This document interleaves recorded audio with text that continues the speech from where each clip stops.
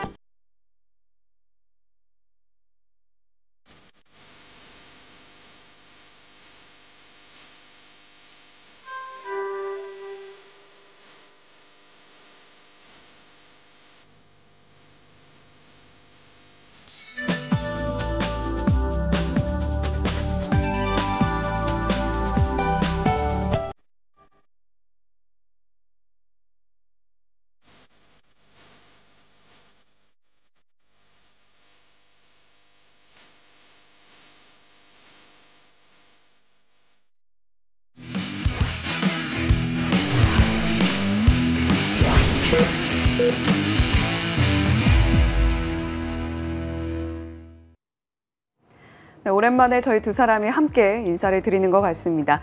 글로벌 비트 시간이고요. 지난 금요일 우리는 쉬어갔습니다만 미국 증시는 계속해서 진행이 됐습니다. 3대 지수가 혼조세로 마무리를 한 가운데 주말 사이에도 트럼프 대통령과 푸틴 대통령의 회담이 진행되는 등 여러 가지 뉴스들이 쏟아졌는데요. 러시아와 우크라이나 전쟁이 평화협정으로 과연 이어질지 이번 주에도 그 분수령을 맞이하게 될 전망입니다. 그리고 그와 함께 이제 파월 의장이 잭슨홀 미팅 진행을 하게 되는데요. 향후 5년간의 프레임워크가 새롭게 제시가 될 전망입니다. 이번 주에도 여러 가지 일정들이 산적해 있는 만큼 글로벌 비트와 함께 하시면서 이번 주에 투자 포인트들 꼭꼭 챙겨 가시길 바랍니다. 특히 이제 종전 관련 협상은 국내 증시에도 많은 영향을 끼치는 만큼 최근까지 업데이트된 뉴스 잠시 후 혜은 앵커가 정리를 해드릴 예정이고요. 이번 주 준비해보기에 앞서 일단 지난 금요일 시장 상황부터 점검을 해보시죠. 이날 발표됐던 경제 지표들은 경기 불안감을 다소 자극을 했습니다. 하지만 재료가 유입된 개별 종목들을 중심으로 매수세는 유입이 됐고요. 그 덕분에 지수의 낙폭은 제한이 되는 모습, 3대 지수 혼조권에서 거래를 마쳤습니다. 나스닥 지수는 0.4% 마이너스권 그리면서 21,600포인트 선대에서 거래를 마치고 있죠. 이날 발표됐던 지표들 먼저 확인을 해보겠습니다. 소비 현황을 가늠해 볼 수 있는 대표적인 경제 지표죠. 7월 소매 판매가 전월 대비 0.5% 상승한 것으로 나타났습니다. 예상에 부합하는 수준이었고 트럼프 대통령의 관세에도 불구하고 소비가 견조하구나 이렇게 확인이 되는 듯 했는데 이내 해석이 바뀌었습니다. 일단 아마존 프라임데이가 7월에 있기도 했고 또 전기차 세액공제 종료를 앞두고 차량 구매 수요가 물렸다. 그러니까 선반영 효과가 반영이 되다 보니까 이렇게 소비 판매가 잘 나왔다라는 해석이 나타나게 된 것이죠. 그러면서 3대 지수가 장 초반에 하락으로 방향성이 틀리게 됐습니다. 거기다가 미시간대 소비자 심리지수가 나왔는데 58.6을 기록했습니다. 전월치 그리고 예상치를 대폭 하회하는 수준으로 나오게 된 건데 미시간대 측에서는 인플레이션 우려가 확대됐다라는 점을 주요한 원인으로 꼽았습니다. 실제 응답자의 76%가 가격이 급 급등한 품목의 지출을 줄이거나 중단하겠다고 언급을 하기도 했는데요. 이 직전날 발표됐던 PPI 굉장히 높게 나왔잖아요. 지금 이후에 또 곧바로 이런 데이터가 나오다 보니까 물가에 대한 우려감도 어느 정도 지속되고 있다고 볼 수 있겠습니다. 결국 물가에 대한 우려감 그리고 그로 인한 소비 위축의 가능성 등이 부각되면서 시장의 모멘텀 자체가 약했다라고 평가를 해볼 수가 있겠고요. 그리고 장 마감 직전을 앞두고는 옵션 만기일 여파로 낙폭이 확대되거나 상승분이 반납되는 등 변동성이 확대됐다라는 것이 이날의 특징이었습니다. 히트맵을 열어서 전반적인 섹터의 분위기는 어땠는지 확인해 보신다면요. 업종별로는 일단 반도체주가 약세를 주도했습니다. 경기에 대한 우려감이 불거지다 보니까 금융주들도 일부 약한 모습을 보였다는 것이 특징. 그랬던 반면에 일라이릴리, 유나이티드 헬스케어 등을 필두로 해서 헬스케어주가 아웃퍼폼했던 것이 이날장의 특징이었습니다. 그렇다면 반도체주들의 투심을 전반적으로 끌어내렸던 것, 트럼프 대통령의 관세 관련 언급이 있었는데요. 이 내용 영상으로 준비했습니다. 함께 보시죠. We have hundreds of factories all over the country, and that includes auto factories, AI factories, and every other. They're all coming in because they want to beat the tariffs. Because if they open here, they don't have to pay tariffs. If they don't open here, they have to pay, in some cases, 200%, 300%. I haven't even set some of the tariffs yet. I'll be setting tariffs next week and the week after on steel and on, I would say, chips. Chips and semiconductors we'll be setting sometime next week, week after. I'm going to have a rate that is going to be lower at the beginning. Then that gives them a chance to come in and build. And very high after a certain period of time. And if they don't build here, they have to pay a very high tariff, which doesn't work, so they'll come and build. 1에서 2주 내에 반도체 관세를 발표할 것이다. 그러면서 초기 관세율은 낮을 거라고 언급을 하기는 했습니다. 그럼에도 불구하고 반도체 주들에 대한 투심을 저해시켰고요. 엔비디아의 주가가 0.9% 하락, 브로드컴과 AMD 등도 1%대의 마이너스권을 기록했습니다. AI 소프트웨어 기업 가운데에서는 오라클이 1.3%대 상승했습니다. 구글과의 협력이 향후 실적에 긍정적인 평가를 줄 거다라는 기대감이 유입되고 있고요. 그런가 하면 주말 사이 빅 이슈, 거물들의 13F 투자 내역이 공개됐죠. 특히 워렌 버핏의 버크셔 해서웨이가 유나이티드 헬스의 주식을 약 500만 주가량 매입한 사실이 공개가 되면서 이날 유나헬의 주가가 12% 가까이 급등하기도 했습니다. 낙폭이 과대했다라는 인식, 거기에다가 금리 인하의 대표적인 수혜 섹터다라는 인식까지도 작용을 하고 있죠. 그러자 엘레반스, 몰리나, 센틴 등의 경쟁사들의 주가 역시도 동반으로 강세를 연출했습니다. 그랬던 반면에 버크셔 해서웨이가 지속적으로 애플과 뱅크 오브 아메리카의 지분은 축소하고 있는 것으로 나타났습니다. 이번에도 각각 6%대 그리고 4%대의 적지 않은 비중을 줄였고요. 그러다 보니까 애플과 뱅크 오브 아메리카의 주가 나란히 약세를 그리는 모습이었습니다. 아마존의 경우에는 이날 강보합권에 머물렀는데요. 이 빌 에크먼의 퍼싱 스퀘어를 비롯한 많은 기관들이 물량을 매입한 것으로 나타났습니다. 하지만 이날 물가 그리고 소비에 대한 우려감이 불거지면서 장 막판까지 상승폭을 반납한 것이 특징이었습니다. 주요 종목들의 이슈 묶어서 확인해 보시죠.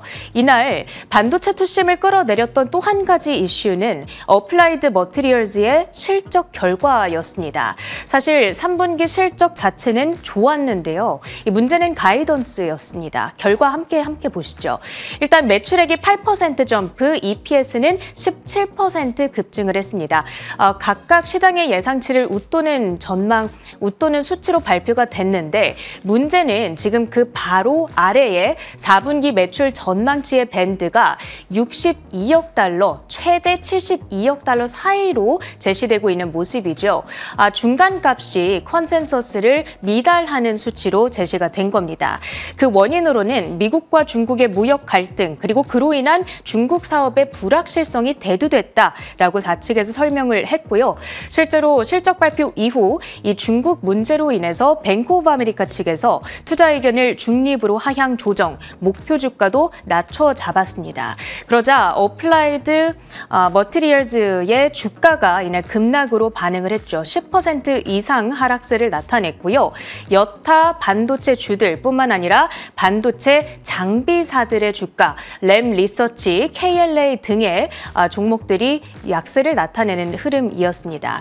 ASML의 주가 역시도 1.7% 마이너스권을 기록했다는 점 체킹이 되고 있네요. 그 다음으로는 인텔 뉴스 확인해 보시죠. 지난주 초였죠. 이례적으로 트럼프 대통령이 한 기업의 CEO에게 사임을 압박하는 일이 일어났습니다.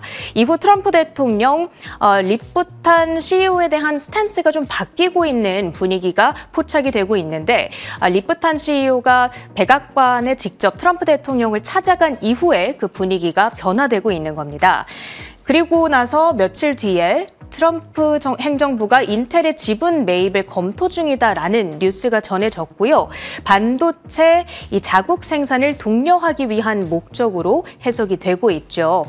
이 뉴스가 나옴에 따라서 인텔의 주가는 상승 탄력을 받아갔습니다. 3% 가까이 점프를 했고요. 지난주 한 주 동안에는 거의 19% 가까운 반등 흐름을 가져갔습니다. 다음으로는 팔란티어입니다. 공매도 투자자로 유명한 인물이죠. 앤드류 레프트가 팔란티어에 숏 배팅을 했다라는 소식이 들려오면서 팔란티어의 주가가 하방 압력을 받아갔습니다. 주가가 지나치게 높다라는 것이 레프트의 의견이 되겠고요. 거기에다가 이번에 공개된 13F 공시에서 일부 기관들이 팔란티어의 비중을 축소해 나가고 있다. 이런 부분이 확인된 점도 부담으로 작용을 했습니다. 팔란티어의 주가는 2.1% 하락하면서 177달러 선까지 후퇴하고 있고요. 그 다음으로는 이슈가 있었던 종목들 조금 더 봅니다. 먼저 일라이 릴리입니다. 영국에서 마운자로 가격을 인상하겠다라고 발표한 이후에 이 주가의 상승세가 지속되고 있는 분위기이고요. 여기에다가 이날 옵션 만기일이었잖아요. 콜 옵션 거래량이 크게 증가하는 분위기가 포착이 되기도 했습니다. 수급 측면에서 긍정적이었습니다. 일라이 릴리의 주가 이날 2.7%의 플러스였고요. 특히 13F 내역에서 드럭켄 밀러 등의 거물 투자자들이 일라이 릴리의 지분을 크게 늘렸다라는 점이 확인된 점도 아마 투심에 지속적으로 긍정적으로 작용할 가능성이 있겠습니다. 이날 주가는 700달러 선을 뚫어낸 채 움직였고요. 노보노디스크의 주가도 함께 강세를 연출했습니다. 태양광 업체들의 주가가 큰 폭으로 뛰었다는 점도 이날의 특징이었습니다. 트럼프 행정부가 청정 에너지 세금 공제 혜택의 자격 요건을 강화한다 이런 소식이 들려왔거든요. 그러니까 쉽게 말해서 자금이 부족한 기업들, 더 작은 기업들은 앞으로 세금 혜택을 받기가 매우 어려워진다 이런 의미가 되겠고요. 그런데 이게 태양광 섹터의 부정적인 뉴스가 아닌가 싶으실 수 있지만 만약에 그런 작은 기업들이 혜택을 못 받게 된다면 이게 오히려 기존에 자리 잡고 있는 대기업들 입장에서는 혜택이 될 수 있다, 수혜를 볼 수 있다라는 인식이 작용을 했습니다. 9월부터 이 시행이 된다라는 이야기가 들려오고 있고요. 이에 따라서 미국의 대표적인 태양광 주식들이 일제히 급등으로 진행된 가운데 썬런이 32%대 점프를 하면서 주도주로 자리매김, 그 밖에는 솔라엣지와 퍼스트 솔라 등이 두 자릿수의 상승률을 함께 기록하기도 했습니다. 이날 양자 컴퓨터 관련주로는 퀀텀 컴퓨팅의 실적이 공개됐습니다. 2분기 매출액이 6만 1,000달러, 전분기 대비로는 급증을 했지만 전년 동기 대비했을 때에는 아주 큰 폭으로 감소했다라는 것이 특징이고요. 특히 운영 비용이 급증을 하면서 손실폭이 확대됐습니다. 전체적으로 매우 부진한 실적이었다라고 평가를 해볼 수가 있겠고요. 그럼에도 불구하고 여러 가지 상업적 진전들을 강조하다 보니까 주가의 낙폭은 상대적으로 제한적인 모습이었죠. 0.4% 가까운 마이너스권.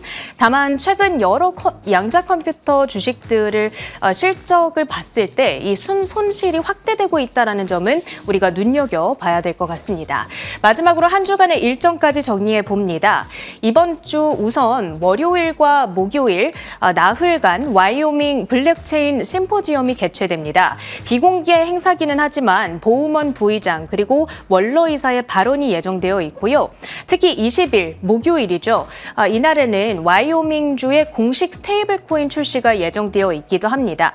와이오밍주 안에서 세금 납부, 상품 결제 등이 가능해지게끔 할 것으로 보여지는데 이에 따라서 가상자산 그리고 스테이블 코인 관련주들의 움직임 이번 주에 눈여겨보셔야겠고요. 수요일에는 7월 FOMC 의사록 공개가 예정되어 있는 한편 이번 주 가장 중요한 이벤트는 21일부터 23일까지 예정되어 있는 잭슨홀 미팅이 되겠습니다. 현지 시간으로 목요일과 금요일 이틀간 진행이 되는 거고요. 통상 이 자리에서 향후 통화 정책에 대한 힌트가 나오게 되겠죠. 특히나 이번에 고용 데이터가 많이 부진해졌는데 이를 기반으로 해서 9월 금리 인하 가능성 파월 의장이 직접 시사하게 될 것인가 이 부분을 주의해 보셔야겠습니다. 그 밖에는 소매 기업들 월마트, BJ 홀세일 클럽 등의 그리고 수요일의 경우에는 타겟과 로우스 등의 실적 발표가 줄줄이 예정되어 있는데요. 관세의 타격을 어떻게 언급하는지를 중점적으로 눈여겨보시면 좋겠습니다. 일정까지 봤고요. 주요 외신 헤드라인들 확인해 보시죠. 네, 매크로 한판 먼저 살펴보겠습니다. 주말 사이 나왔던 트럼프 대통령과 푸틴 대통령 간의 회담이 어떻게 정리가 됐는가 그 부분 먼저 좀 들여다보면요. 루비오 국무장관이 우크라이나 휴전을 배제하고 있지 않다. 이건 미국 측의 입장이고요. 다만 러시아는 이 부분에 있어서 동의하지 않고 있는 현재 상황에 대해서 언급을 했습니다. 주말 사이의 회담 이후에 어떤 상황으로 흘러가고 있는가에 대한 언급을 좀 저희가 살펴봄으로써 앞으로의 전개에 대한 힌트를 얻어볼 수 있지 않았나 이런 아이디어 가능하겠고요. 트럼프 대통령은 젤렌스키 우크라이나 대통령이 18일 백악관을 방문할 예정이다. 이런 코멘트를 또 내놓기도 했습니다. 일단 휴전에 대해서는 미국이 한 발 뒤로 물러서고 평화협정을 체결하는 쪽으로 조금 더 무게감을 두고 있는 것으로 백악관의 입장이 정리되고 있는 듯하죠. 자, 그런 가운데 지난 금요일 나온 데이터입니다. 7월 소매 판매가 전월 대비 0.5% 증가하는 것으로 시장의 예상치에는 부합했는데요. 어떠한 부분들이 늘어났고 어떠한 부분에서 감소세를 보였는지 잠시 후에 조금 더 자세한 데이터 내용 짚어보겠습니다. 자, 그런 가운데 연준 내의 발언들도 계속해서 이어지고 있습니다. 오스탄 골스비 시카고 연은 총재가 인플레이션 데이터가 혼조세를 보이고 있다라는 이야기를 언급을 했고요. 특히 서비스 부문의 불안 여파를 감지하고 있다라는 발언을 함께 내놨습니다. 연준 내에서도 계속해서 의견 충돌이 일어나고 있는 가운데 골스비 총재는 금리 인하에 조금 더 신중해야 된다라는 발언들을 계속해서 이어나가고 있는 상황이죠. 반면에 연준 내에 있는 월러 이사라던가 아니면 미셸 보우먼 부의장 같은 경우에는 계속해서 인하론을 강조하고 있기 때문에 앞서서 체리 앵커가 언급해 주었던 것처럼 잭슨홀 미팅에서 파월 의장이 어떤 입장을 내놓는가가 중요한 관전 포인트가 되겠습니다. 자, 잭슨홀 미팅뿐만이 아니라 반도체 관세에 대한 언급도 있었고요. 러시아와 우크라이나 협상이 계속해서 진행되고 있다는 점에서 이번 주에는 좀 변동성에 주의하자라는 목소리가 높아지고 있습니다. 자, 그렇다면 트럼프 대통령과 푸틴 대통령 사이의 만남 어떤 식으로 요약이 가능할지 조금 더 자세하게 들여다보죠. 트럼프 대통령은 일단 남은 쟁점이 극히 일부다라는 이야기로 회담이 노딜로 종료가 됐다라는 것을 어떻게든 포장을 해보려는 모습을 보여줬습니다. 합의 도달은 하지 못했으나 앞으로 합의에 도달할 가능성 자체는 높다라는 언급이 있었고요. 사실상 합의에 도달하지 못했다라는 쪽의 시장은 조금 더 방점을 찍고 있죠. 자, 최종 결정은 우크라이나와 러시아 당사국에 달려있는 상황이고 다음에 만약에 푸틴 대통령과 만나게 된다면 모스크바에서 만날 가능성이 있다라는 여러 가지 이야기들을 풀어놓았습니다만 실질적으로 건질 만한 내용은 없었다. 이런 이야기들이 나오고 있습니다. 그런 가운데 푸틴 대통령은 지속적, 장기적으로 이 분쟁을 해결하기 위해서는 결국에 근본적인 원인을 해결해야 된다라고 이야기를 했는데요. 우크라이나의 이 지정학적 여러 가지 요소들, 특히 러시아의 영토 문제를 계속해서 걸고 넘어지고 있는 상황이기 때문에 이 원인이 해결되지 않는다면 우리는 종전 협상에 동의할 수 없다라는 이야기로도 받아들여집니다. 자, 그런데 미국과는 투자나 비즈니스, 기술, 우주기술 같은 부분들에서 협력이 가능하다라는 언급이 있었다는 점에서는 미국과 이러한 부분들의 딜로 인해서 일단 표면적으로는 우크라이나와 휴전 협상은 아닐지라도 평화 협정까지는 체결이 가능하지 않겠는가, 이러한 아이디어는 가능해 보입니다. 자, 그리고 주말 사이에 추가로 들려온 내용은 마크 루비오 국무부 장관이 러시아 제재 시에는 러시아와 우크라이나 간의 평화 협정이 불가능할 걸로 본다라는 관점을 전했다라는 점, 그리고 미국이 휴전을 지지하고 있으나 러시아는 이에 동의하지 않는다라는 점을 체크해 보셔야 되겠죠. 자, 이렇게 노딜로 끝난 러시아와 우크라이나 휴전 협정 관련한 소식이었고요. 7월 소매 판매 지표 함께 들여다보시죠. 0.5% 상승으로 예상치에 부합하는 모습을 보여줬습니다. 6월 수치도 0.9%로 상향 조정이 되면서 노동 데이터에서 들여다봤던 쇼크 문제는 이번에는 감지가 되지 않았고요. 가구와 의류, 스포츠용품, 온라인 판매 면에서는 증가세를 보이는 모습, 반면에 음식점과 건자재 부분이 약세를 보였는데, 무엇보다 건자재 쪽은 관세에 대한 우려감을 반영을 하면서 미리 건자재 가격 자체가 크게 올랐다라는 점이 이미 수요가 선반영이 됐던 부분이 있었구나라는 부분을 확인할 수가 있었습니다. 일단 가구나 의류, 스포츠용품, 온라인 판매가 늘었다라는 점은 아마존 프라임데이 효과가 좀 있었겠고요. 그리고 전기차 세액공제 종료를 우려한 소비자들의 소비 선반영이 반영된 것으로 보입니다. 자, 그런 가운데 단기 소비를 끌어올렸던 관세와 물가 상승 우려가 여전히 상존하고 있음을 보여준 데이터였다라고도 살펴볼 수가 있었겠죠. 자, 8월 미시간대 소비심리지수도 나왔습니다. 예비치가 58.6으로 발표가 됐는데요. 1년 기대 인플레이션 4.5에서 4.9%로 늘어나는 모습을 보여줬고, 장기 기대 인플레이션 역시도 함께 상향 조정되는 모습을 보여줬습니다. 현재 경제에 대한 소비자들의 판단을 나타내는 현재 경제 여건 지수는 무려 10.4%나 내려가는 모습을 보여주면서 60.9로 발표가 됐고요. 소비자들이 앞으로의 경제 여건에 대한 기대를 반영하는 소비자 기대 지수는 0.9% 하락하는 모습을 보이면서 전반적으로 소비자들의 심리가 꺾이고 있음을 또 한 번 반증한 데이터를 나타냈습니다. 이 조사를 진행하고 있는 조앤슈 연구원은 8월 지수가 약 5%가량 하락하는 모습을 보였다라고 언급을 하면서 4개월 만에 첫 감소세를 보이고 있는 부분에 집중하는 모습을 보여주기도 했죠. 자, 그리고 이번 주에 가장 중요한 이벤트는 아무래도 잭슨홀 미팅이 될 겁니다. 관전 포인트 무엇일까요? 앞서서 체린 앵커가 파월 의장이 앞으로의 금리 정책에 대해서, 금리 정책 결정에 대해서 어떤 발언을 내놓는가 주목해보자라는 이야기를 전했습니다만, 특히 이번 잭슨홀 미팅에서 향후 5년 동안의 글로벌 금융시장 통화 정책에 대한 어떤 전반적인 청사진이 나온다라는 점에 시장이 주목하고 있다는 점을 살펴보셔야 되겠습니다. 다시 5년 전으로 시계를 좀 돌려서요. 2020년 8월 잭슨홀 미팅 당시로 좀 돌아가 보면, 그때 당시에 제시했던 것이 평균 물가 목표제였습니다. 물가가 2%를 일시 초과하는 것을 허용을 하면서 그를 따라서 통화 정책을 결정하겠다라는 내용이었고요. 금리 인상을 조금씩 늦추겠다라는 것이 골자였습니다. 그런데 팬데믹이 갑작스럽게 닥치면서 인플레이션이 훨씬 더 크게 치솟는 모습이었고요. 40년 만에 고인플레이션 상황을 경험하게 되면서 사실상 이러한 평균 물가 목표제는 실패로 돌아간 것이 아니냐, 이런 평가가 나옵니다. 따라서 올해 잭슨홀에서는 새 5년 동안의 프레임워크가 공개될 걸로 보이고요. 폐기하거나 또는 대폭 수정, 전통적으로 2% 물가 목표 방식의 회귀 가능성이 언급이 되고 있습니다. 즉, 기존에는 물가 하락과 고용 침체에 대응만 하는 정도였다면 이제는 고물가, 고용 과열 대응까지 확대하는 방안을 좀 모색하는 쪽으로 연준이 방향성을 틀지 않겠느냐라는 것도 살펴볼 수가 있으니까요. 이 부분도 함께 체크해 보시면 좋겠습니다. 자, 첫 번째 헤드라인, 인텔. 이제 미국 정부의 품에 안기게 되는 것인지 지분 투자 관련한 소식 준비했습니다. 함께 살펴보시죠.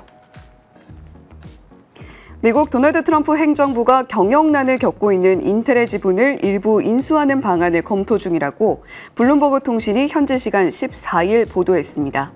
블룸버그 통신은 소식통을 인용해 미 정부가 직접 자금을 투입해 지분을 확보하는 방안을 인텔과 논의하고 있으며 구체적인 규모와 조건은 아직 조율 중이라고 전했습니다.